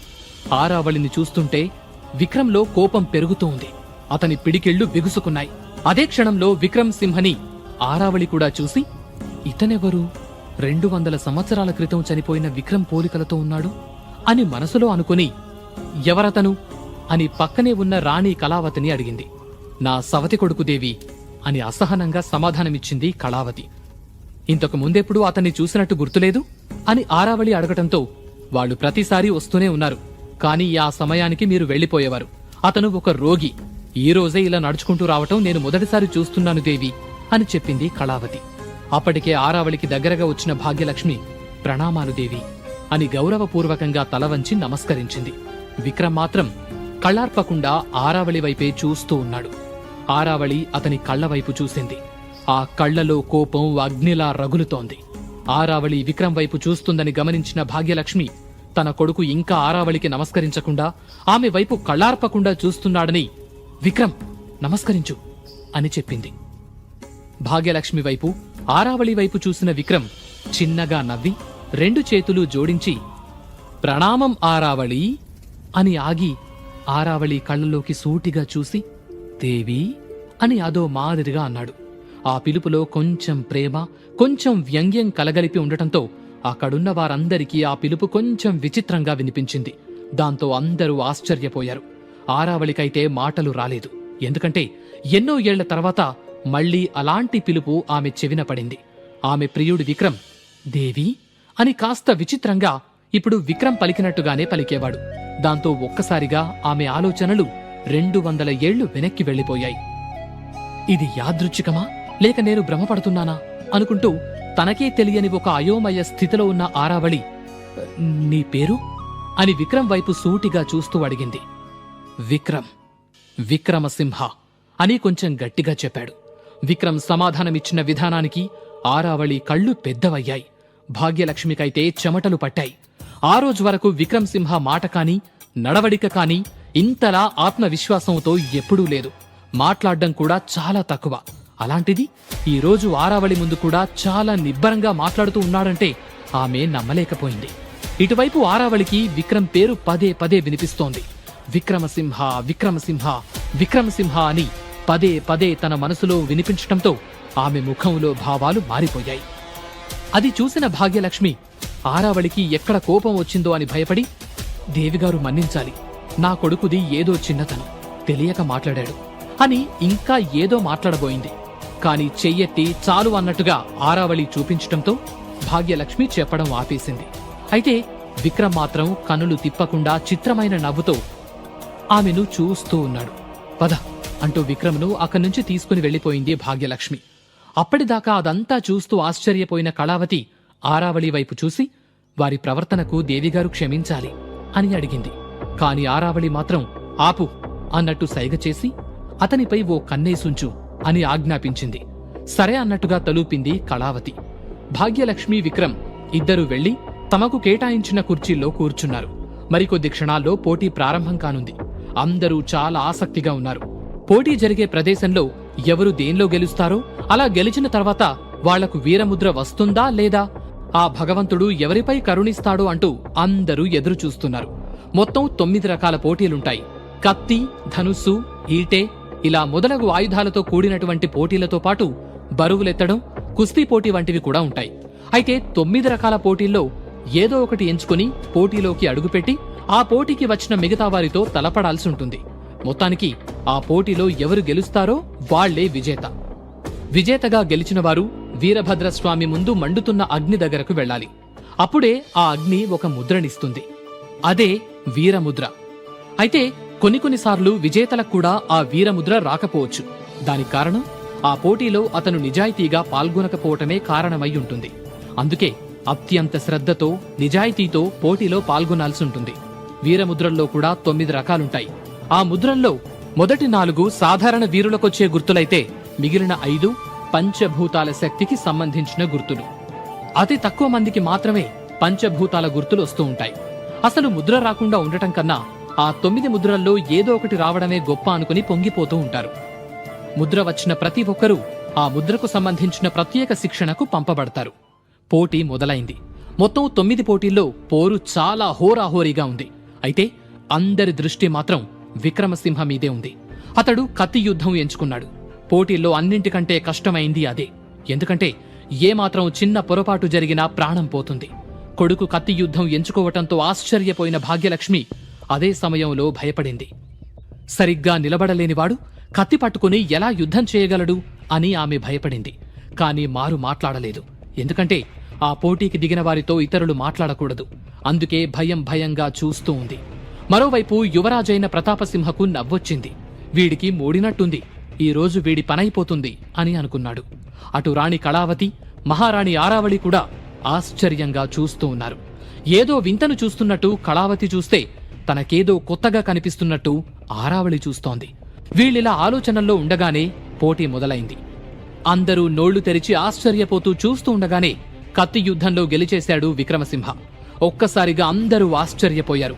కత్తి యుద్ధంలో విక్రమసింహ గెలవడం అనేది అంత సులభం కాదని అనుకున్న వాళ్లందరూ చాలా సులభంగా గెలిచిన విక్రమసింహను చూస్తూ ఏం మాట్లాడాలో తెలియక మౌనంగా ఉండిపోయారు. ఆ ప్రదేశమంతా అలా నిశ్శబ్దంగా ఉన్న సమయంలో భాగ్యలక్ష్మి గొంతులోంచి ఏడ్చినట్టు వచ్చిన శబ్దం అందరికీ వినిపించింది. ఆమె ఏడుస్తోంది. కాని ముఖంలో బాధలేదు. సంతోషంతో ఆనందాన్ని పట్టలేక ఏడుస్తోంది. ఎందులోనూ గెలవలేనివాడు ఉంటే ఎంత, చనిపోతే ఎంత అని హేళన చేసిన వాళ్లను తలుచుకుంటూ నా కొడుకు గెలిచాడని చెప్తున్నట్టుగా చాలా గట్టిగా ఏడుస్తోంది. అది చూసిన విక్రమ్ కళ్లల్లో కన్నీళ్లొచ్చాయి. కాని అతను ఏడవలేదు. ఏడవకూడదని అనుకున్నాడు. పోటీలో గెలవగానే వీరముద్ర కోసం వీరభద్రుడి దగ్గరికి వెళ్లాడు విక్రమసింహ. ఇప్పుడు అందరిలోనూ మరింత కంగారు మొదలైంది. ఎందుకంటే పోటీల్లో విజేతగా గెలవడం ఒక్కటే ముఖ్యం కాదు, వీరముద్ర రావడం అనేదే ముఖ్యం. చాలా మందికి పోటీలో గెలిచినా కూడా వీరముద్ర రాదు. ముందే చెప్పినట్టు నిజాయితీ ఉంటేనే వీరముద్ర వస్తుంది. అందుకే అక్కడున్న అందరూ విక్రమసింహకు వీరముద్ర రాదనే ఆలోచనలో ఉన్నారు. బలహీనుడైన విక్రమసింహ పోటీలో గెలిచాడంటే ఏదో మాయ చేసి ఉంటాడని, దానివల్ల అతడు వీరముద్రకు అనర్హుడవుతాడని అందరూ అనుకుంటున్నారు. ప్రతాపసింహ, కళావతి కూడా అలాగే అనుకుంటూ విక్రమసింహ వైపే చూస్తూ ఉన్నారు. కళావతికి మనసులో అనేక సందేహాలు కలిగాయి. ఆ సందేహాలను నివృత్తి చేసుకోవడానికి పక్కనున్న రాజుగారి 2వ భార్య రాజ్యలక్ష్మితో, మొన్న వీడిని చూసిన వైద్యుడు గంటలో వీడి ప్రాణం పోతుందని చెప్పాడు నాకు. ఇప్పుడు చూస్తే వీడు కత్తి యుద్ధంలో గెలిచాడు. అసలేం జరిగింది అని అడిగింది. నాకు అదే అర్థం కావటం లేదు. వైద్యుడు పొరపాటు పడ్డాడా, లేక భాగ్యలక్ష్మి ఏదన్నా మాయ చేసిందా అనేది అర్థం కావట్లేదు. కొంపదీసి వీడికిప్పుడు వీరముద్ర వస్తుందా ఏంటి అని 2వ భార్య సందేహపడింది. ఇన్ని సంవత్సరాలు రానిది ఇప్పుడు రావడం అంటే అసంభవం. చూద్దాం ఏం జరుగుతుందో అని అంది కళావతి. వీరి సంభాషణ వినే స్థితిలో ఆరావళి లేదు. పోటీలో విజేతగా నిలిచిన విక్రమసింహ వీరభద్రుడి దగ్గరికి వెళ్లి నిలబడ్డ మరుక్షణం అగ్నిగుండం నుంచి అగ్ని మరింత ప్రకాశవంతంగా ఆకాశంలోకి ఎగసిపడుతోంది. అది చూసిన అందరూ ఒకంత భయాందోళనకు గురయ్యారు. కాని విక్రమ్ మాత్రం బెదరకుండా అలాగే నిల్చుని ఉన్నాడు. ఆరావళి అక్కడ జరిగేదంతా నిశితంగా గమనిస్తూ ఉంది. రాజపరివారం మొత్తం ఆసక్తిగా చూస్తూ ఉన్నారు. అక్కడున్న వారందరూ విక్రమసింహకి వీరముద్ర రాదనే అనుకుంటున్నారు.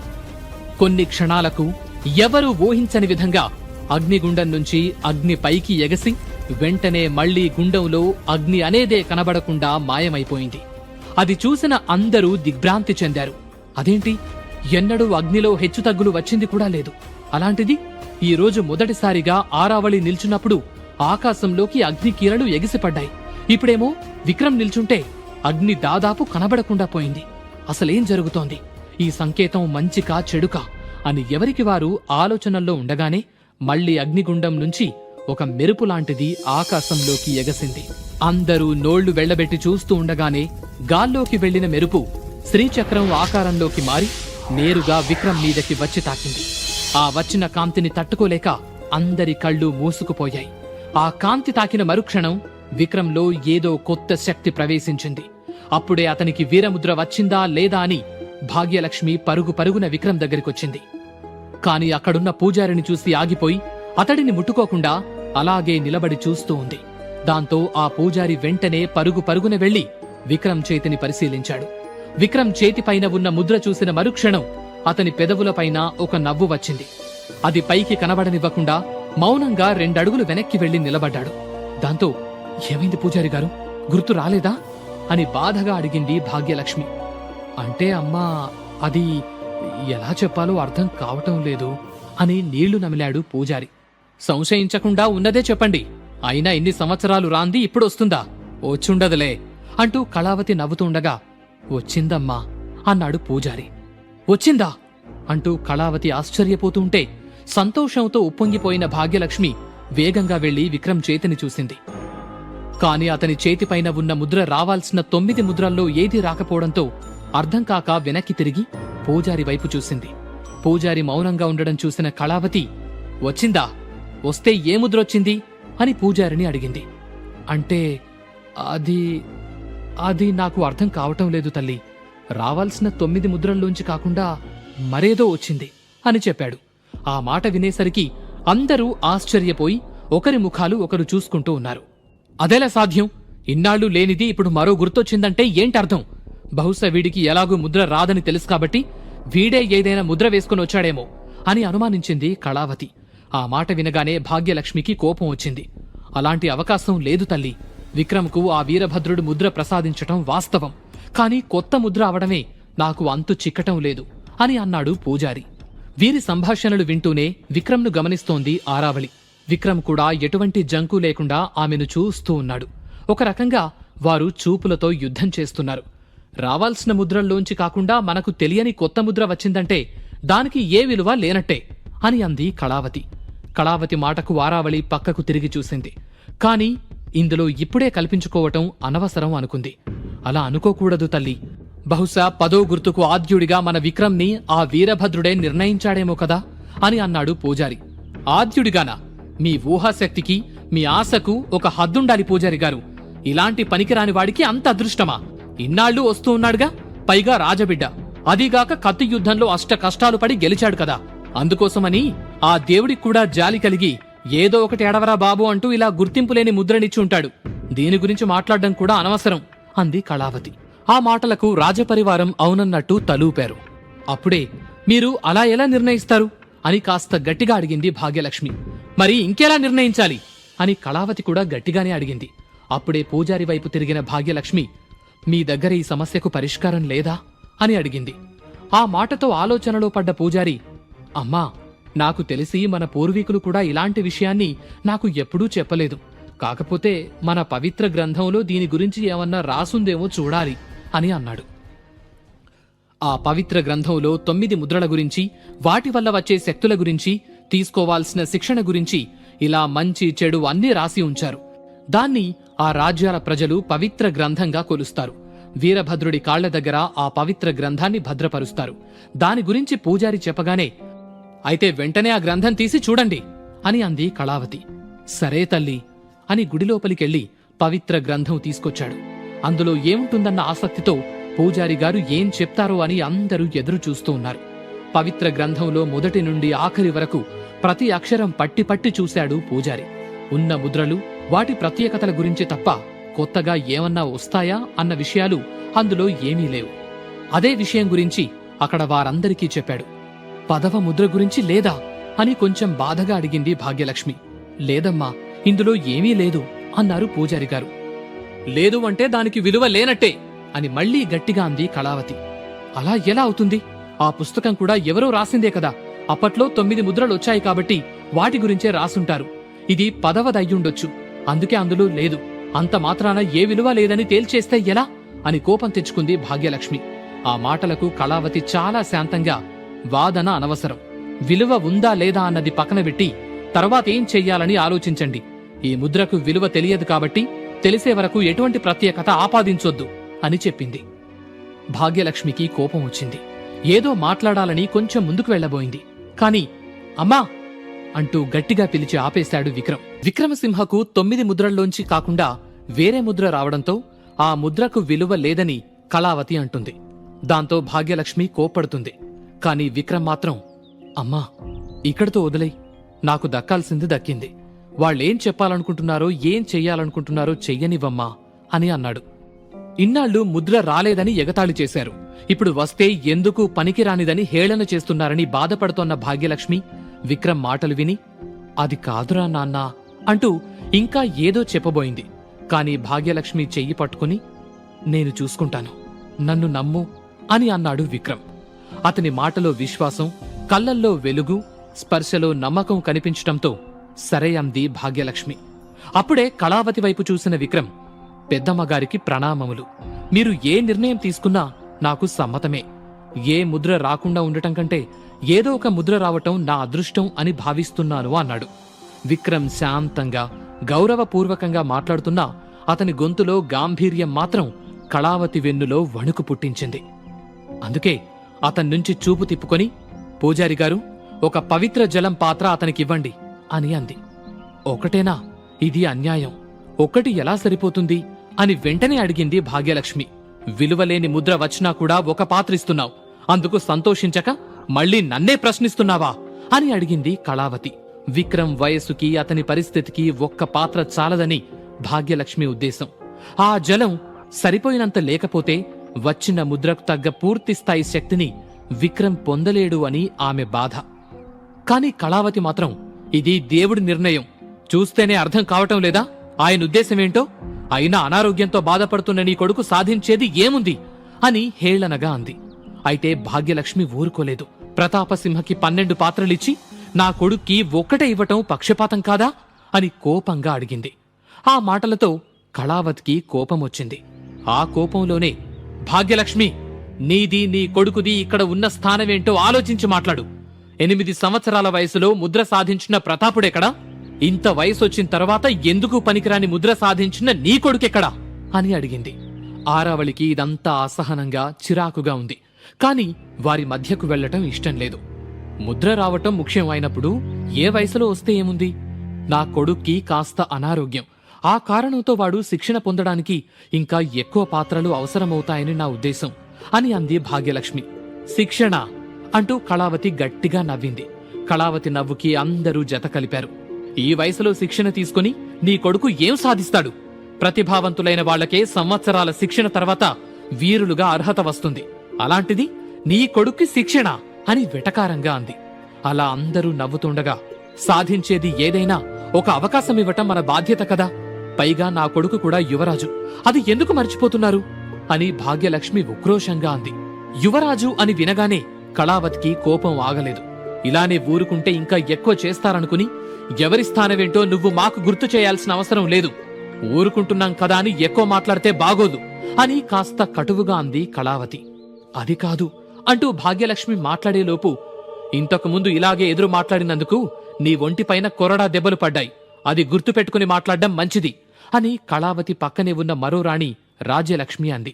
ఆ మాటలు వినగానే భాగ్యలక్ష్మి ముఖం మాడిపోయింది. విక్రమసింహ ఆశ్చర్యంగా భాగ్యలక్ష్మి వైపు చూశాడు. అమ్మని కొట్టారా? ఆ ఆలోచనకే అతని కళ్ళు ఎర్రబడ్డాయి, పిడికిళ్లు బిగుసుకున్నాయి. వారి మీద పడి ఒక్క వేటుతో వారి చేతులు నరికేయాలి అనిపించింది. అతనలా ఆవేశంలో ఉండగానే, ఇంకొక్క క్షణం మా ముందుంటే మళ్లీ ఆ చీకటి గదిలోకి వెళ్లాల్సొస్తుంది అని అంది కళావతి. కోపంగా అడుగు ముందుకు వేశాడు విక్రమ్.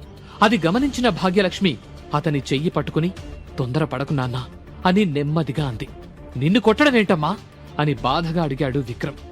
అవన్నీ మాట్లాడుకునే సమయం కాదిది, అందరూ చూస్తున్నారు, ఇక పద అని అంది భాగ్యలక్ష్మి. ఓహో, వానపాము కూడా పౌరుషం వస్తుందే. ఇప్పుడు కాదు, వీరుల పోటీలో నీ సత్తా ఏంటో నిరూపించుకో, అక్కడ చూపించు నీ ప్రతాపమేంటో, మేము చూస్తాం అని ఎగతాళి చేస్తూ నవ్వాడు ప్రతాప్. మిగిలిన రాజపరివారం కూడా హేళనగా నవ్వారు. ఇంకొక్క క్షణం కూడా అక్కడ ఉండలేక పూజారి ఇచ్చిన పాత్ర తీసుకుని విక్రమ్ చెయ్యి పట్టుకుని అక్కడి నుండి వెళ్లిపోయింది భాగ్యలక్ష్మి. తానుండగా ఇదంతా జరగటం నచ్చకపోయినా కళావతి తనకు అత్యంత నమ్మకస్తురాలు అవటంతో ఆరావళి కూడా మౌనంగా ఉంది. భాగ్యలక్ష్మి వెళ్లిన తర్వాత యథావిధిగా మళ్లీ వేడుకలు మొదలయ్యాయి. నిన్ను కొట్టారని మాట్లాడుతున్నారేంటమ్మా అని ఇంట్లోకి అడుగు పెట్టడంతోనే అడిగాడు విక్రమ్. అదేం లేదులే, నువ్వు కాస్త విశ్రాంతి తీసుకో అంది భాగ్యలక్ష్మి మాట దాటవేస్తూ. లేదు, అసలేం జరిగిందో నాకు తెలియాలి అని ఆగ్రహంతో ఊగిపోతూ అన్నాడు విక్రమ్. అతనికి ఎలా చెప్పాలో తెలియక, చెబితే అతని ఆగ్రహం వల్ల ఆరోగ్యానికి మళ్లీ ఏదైనా ఇబ్బంది అవుతుందేమోనన్న సంశయంతో మౌనంగా తలదించుకుంది భాగ్యలక్ష్మి. అప్పుడే నేను చెబుతాను బాబూ అంటూ అక్కడికొచ్చింది ప్రమీల. భాగ్యలక్ష్మి కోపంగా ప్రమీల వైపు చూసి వద్దు ప్రమీల అని అడ్డుకుంది. కాని ప్రమీల ఆగలేదు. భయం దేనికి తల్లి? ఇన్నాళ్లు మన బాబు ఎందుకు పనికిరాడని, అనారోగ్యంతో పుట్టాడని, అతని జాతకం వల్లే రాజుగారు కూడా అనారోగ్యంగా తయారయ్యారని, మీ పాదం మంచిది కాదని అవమానించారు కదా. ఇప్పుడు మన విక్రమ్కి కూడా వీరముద్ర వచ్చింది. పైగా చూడండి ఎంత ఆరోగ్యంగా అందరిలా ఉన్నాడో అని అంది. ఆ క్షణం విక్రమ్ తనని తాను చూసుకున్నాడు. పూర్తిగా కాకపోయినా 50% ఆ శరీరం కోలుకుంది. ఆ శరీరంలోకొచ్చినప్పుడు ఉన్న అసౌకర్యం ఇప్పుడు లేదు. అప్పుడే చెప్పొద్దన్నట్టు ప్రమీలకు సైగ చేసింది భాగ్యలక్ష్మి. దాంతో విచిత్రంగా మనం ఇల్లు మారిన తర్వాత ఇంకా తొందరగా కోలుకుంటున్నాడు కదా అని విక్రమ్ని చూస్తూ అంది ప్రమీల. కాని శిక్షణకు వీడి శరీరం సహకరిస్తుందంటావా అని అనుమానంగా అడిగింది భాగ్యలక్ష్మి. ఇద్దరి వైపు మార్చి మార్చి చూసిన విక్రమ్ అసలు అమ్మనెందుకు కొట్టారు, ఎవరు కొట్టారు అని మళ్లీ అడిగాడు.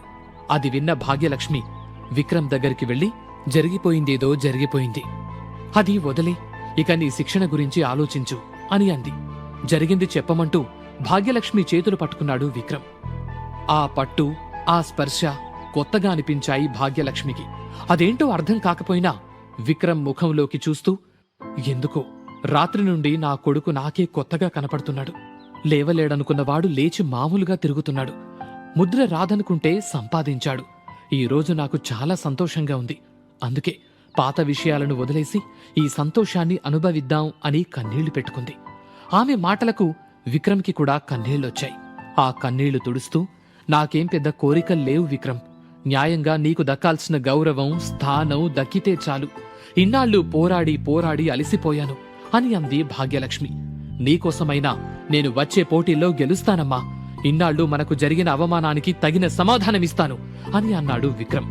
ఆనంద భాష్పాలతో వాళ్లని చూస్తూ నిలబడింది ప్రమీల. మరోపక్క వేడుకలు ఇంకా పూర్తవకుండానే ఆరావళి వెళ్తాను అనటంతో జరగాల్సిన మిగిలిన కార్యక్రమాలు రాజ్యలక్ష్మికి అప్పజెప్పి ఆరావళిని సాగనంపడానికి ఆమెతో పాటు కళావతి, ప్రతాప్ కూడా వెళ్లారు. ముగ్గురూ కలిసి అతిథి మందిరంలోకి వెళ్లారు. జరిగిన సంఘటన మీకు అసౌకర్యం కలిగిస్తే మమ్మల్ని క్షమించండి అని ఆరావళితో అంది కళావతి. ఇలాంటివేవైనా ఉంటే అవి చూసుకోవలసింది అక్కడ కాదు. వాళ్లు రావడం ఇష్టం లేనప్పుడు రాకూడదని ఆజ్ఞ జారీ చేస్తే సరిపోయేది అని అసహనంగా అంది ఆరావళి. మన్నించండి, వాళ్లు వస్తారని మేం ఊహించలేదు అని అదోలా మొహం పెట్టింది కళావతి. ఆమెకు సమాధానమివ్వకుండా ప్రతాపుడి వైపు చూసిన ఆరావళి, నీ శిక్షణ ఎంతవరకు పూర్తయింది అని అడిగింది. ఆ గదిలోకి అడుగుపెట్టిన క్షణం నుంచి ప్రతాపుడు ఆరావళినే చూస్తూ ఉన్నాడు. అతని మనసులో ఒక ప్రశ్న తొలుస్తూ ఉంది. అతను పుట్టినప్పటి నుండి ఆరావళి గురించి కథలు కథలుగా విన్నాడు. ఆ కథలన్నీ నిజమే అన్నట్టుగా ఉందామె. కళ్ళు తిప్పుకోలేని అందం, చూస్తే 28 సంవత్సరాలకు మించి వయస్సు కనబడదు.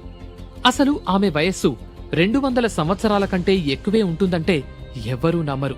పైగా ఆమెకు వయసు పెరగటం ఎలా ఆగిపోయిందనే రహస్యం కూడా బయటకి తెలీదు. అందుకేనేమో అందరూ దేవతగా కొలుస్తారు. అంతేకాక ఆమెకు కొన్ని శక్తులున్నాయనే నమ్మకం కూడా జనాల్లో ఉంది అని మనసులో అనుకున్నాడు. ప్రతాపసింహ సమాధానమివ్వకుండా నిలబడి ఉండటంతో, నిన్నే ప్రతాప్, దేవి అడుగుతున్నారు కదా అంది కళావతి గట్టిగా. ఆ మాటలతో టక్కున ఈ లోకంలోకొచ్చిన ప్రతాప్, బాగా జరుగుతుంది దేవి అని తడబడుతూ చెప్పాడు. అతని ప్రవర్తనకు ఎక్కడ ఆరావళికి కోపం వస్తుందో అని భయపడ్డ కళావతి, ఇప్పుడు వీడి బలం ముందు ఈ రాజ్యంలో ఉన్న ఎవరైనా దిగుదుడిపే. ఒక్క దెబ్బతో ఏనుగునైనా మట్టి కరిపించగలడు అని అంది. అలాగా అన్న ఆరావళి పైకి లేచి అతని ముందుకు వెళ్లి, ఏది ఇక్కడ కొట్టు అంటూ తన చేయిని గాల్లో పైకి లేపింది. ఆ మాటలకు ఇద్దరూ ఆశ్చర్యపోయారు. దేవి, మీరు నన్ను అని భయంగా ఆమె వైపు, కళావతి వైపు చూశాడు ప్రతాప్. వేగంగా లేచి అక్కడికొచ్చిన కళావతి వాడేదైనా తెలియక తప్పు చేసుంటే పెద్ద మనసు చేసుకుని మన్నించి దయచూపండి దేవి అని వేడుకోలుగా అంది. మీరిద్దరూ ఎందుకింత భయపడుతున్నారు? నేనేమన్నా రాక్షసలాగా కనబడుతున్నానా? కొట్టు ప్రతాప్, నీ బలమేంతో నాకు చూడాలని ఉంది అని మళ్లీ చెప్పింది ఆరావళి. ప్రతాప్కి అప్పటికే భయంతో చెమటలు పట్టేశాయి. మాటలు రాక గుటకలు మింగుతున్నాడు. కొడతావా లేక అంటూ కత్తి తీసి వేగంగా కళావతి గొంతుమీద పెట్టి, నీ పెద్దమ్మ తల తీయమంటావా అంటూ నవ్వింది ఆరావళి. కళావతికి భయమేసింది. కాని ఆరావళి ఆ విషయాన్ని పట్టించుకోకుండా ప్రతాప్ వైపు చూస్తూ, అలా చూస్తావే, నీ బలమే కదా చూపించు అన్నది అని అంది. ఇక కొట్టడం తప్పదనుకున్న ప్రతాప్ 2 చేతులతో నమస్కరించి, దేవిగారి ఆజ్ఞ అని అన్నాడు. అది వీరుడి లక్షణం అని చేతిని మళ్లీ పైకి లేపి అతనికి అనువుగా పెట్టింది.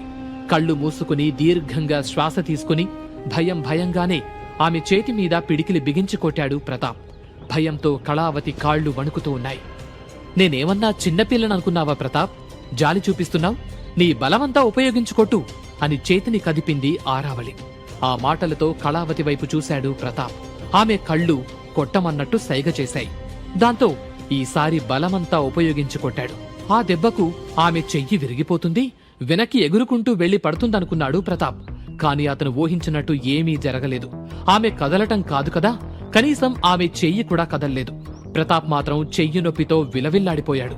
ప్రతాప్ అవస్థను చూసి ఆరావళి నవ్వుకుంటూ కళావతి వైపు చూసి, వీడి గురించేనా ఏనుగును కొడతాడు అది ఇది అంటూ గొప్పలు చెప్పావు అని వెక్కిరింపుగా అంది. అంటే అది దేవి అని నీళ్లు నమిలింది కళావతి. చెయ్యి నొప్పితో బాధపడుతున్న ప్రతాప్ని చూసి, బలం శక్తి ఒంట్లో మాత్రమే ఉంటే సరిపోదు, మానసికంగా కూడా బలంగా ఉండాలి. అప్పుడే నీ ఒంట్లోని బలం అన్నది పూర్తి స్థాయిలో ఉపయోగించగలవు అని అంది ఆరావళి. క్షమించండి, ప్రతాప్కి ఇంకా మంచి శిక్షణనిప్పిస్తా అని తలదించుకుని అంది కళావతి. ఏ శిక్షణకైనా గురువు అవసరం, ఏ విద్యకైనా శిక్షణ అవసరం. కాని అవి నేర్చుకునే సమయంలో శరీరానికి ఆత్మశక్తికి అనుబంధం ఉండాలి. అలాంటప్పుడే గొప్ప వీరుడిగా తయారవుతావు అని అంది ఆరావళి. అలాగే దేవి, మీరు చెప్పింది అనుసరిస్తా అని తలదించుకుని అంది కళావతి. ప్రతాప్ వైపు తిరిగిన ఆరావళి, నొప్పిగా ఉందా అని అడిగింది. అవునన్నట్టు ఏడుపు ముఖం పెట్టి తల ఊపాడు ప్రతాప్. చెయ్యివ్వు అంటూ అతని చేతిని తీసుకుని ఒక్క క్షణం కళ్ళు మూసుకుని అతని చేతిని వదిలేసింది. అంతే, మరుక్షణం అతని నొప్పి మాయమైపోయింది. ఆశ్చర్యపోయిన ప్రతాప్ నమ్మలేనట్టు చూస్తూ ఉన్నాడు. నువ్వు వీరుడిగా నా ముందు నిలబడాలంటే నీకుండాల్సిన బలమేంటో తెలుసా అంటూ అతని ముందుకొచ్చిన ఆరావళి అతని గుండెపైన నెమ్మదిగా కొట్టింది. ఏమి జరిగిందని ఊహించేలోపు 10 అడుగుల దూరంలో పడ్డాడు ప్రతాప్. కళావతి నిర్ఘాంతపోయి చూస్తూ ఉంది. ఆరావళి ప్రతాప్ని బలంగా కొట్టలేదు. అసలు ఆ చేయి అతన్ని తాకిందా లేదా అనేది కూడా అక్కడ వారికి తెలియలేదు. అంత వేగంగా జరిగిందా సంఘటన. కళావతి వెంటనే ప్రతాప్ దగ్గరికి పరిగెత్తుకుని వెళ్లి చూసింది. ప్రతాప్ స్పృహలో లేడు. స్పృహలోకి రావడానికి 1 రోజు పట్టొచ్చు, కంగారు పడకు అంటూ అక్కడున్న సింహాసనం మీద కూర్చుంది ఆరావళి. ఏమీ మాట్లాడలేక మౌనంగా ఉండిపోయింది కళావతి. ఇప్పుడు ఆరావళి ఇలా చేయడానికి కారణమేంటో కళావతికి అర్థమైంది. నీ ముందు మేమంతా అల్పులమని నిరూపించటానికే ఇలా చేశావా ఆరావళి అన్నట్టుగా ఆమె వైపు చూస్తూ ఉంది కళావతి. సింహాసనం మీద దర్జాగా కూర్చుని నువ్వనుకున్నది నిజమే అని సమాధానం చెబుతున్నట్టుగా చూసింది ఆరావళి. సాయంత్రం అయ్యింది. అప్పుడే నిద్రలేచిన విక్రమ్కి భాగ్యలక్ష్మి, ప్రమీల మాటలు వినపడ్డాయి. ఇప్పుడేం చెయ్యాలమ్మా, ఎవరినడిగినా తెలియదు అంటున్నారు అని అంది ప్రమీల. వాళ్లు దేని గురించి అంతలా మదన పడుతున్నారో విక్రమ్కు అర్థం కాలేదు. అందుకే, ఏమైందమ్మా, మళ్ళీ ఏదైనా సమస్య వచ్చిందా అని భాగ్యలక్ష్మి పక్కన కూర్చుంటూ అడిగాడు. అవును, పరిష్కారం దొరకటం లేదు. మీరు పొందిన వీరముద్ర కొత్తది కదా, అదేంటనేది ఎవరికీ తెలియదు. ఇప్పటిదాకా ఇక్కడున్న వీరముద్రలకు ఎలా శిక్షణ తీసుకోవచ్చో నియమాలు, షరతులు ఉన్నాయి. పైగా శిక్షణనివ్వటానికి గురువులు ఉన్నారు. కాని ఇప్పుడు నీ ముద్రకి శిక్షణ ఎలా ఇవ్వాలనేది తెలియటం లేదు. అదే సమస్య అని చెప్పింది ప్రమీల. నిజమే, ఈ విషయం ఇప్పటిదాకా అతను ఆలోచించలేదు. ఈ ముద్ర ఏ శక్తికి సంబంధించింది, ఎలా శిక్షణ తీసుకోవాలి అనుకుంటూ అతను కూడా ఆలోచనలో పడ్డాడు. రాజకుమారి విక్రమసింహాన్ని ఎందుకు చంపింది? ఈ ప్రశ్నకి సమాధానం తెలుసుకోవడానికి వెంటనే పాకెట్ FM డౌన్లోడ్ చేసి వినండి జగదేక వీరుడు.